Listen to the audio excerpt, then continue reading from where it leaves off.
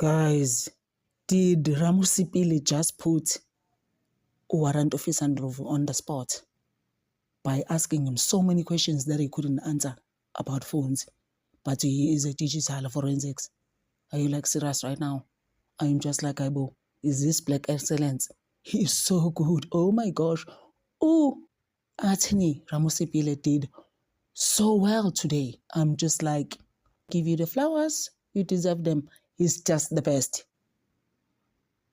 And I'm also giving Mnisi ama-flowers akhe naye. He did his best by asking about the memes.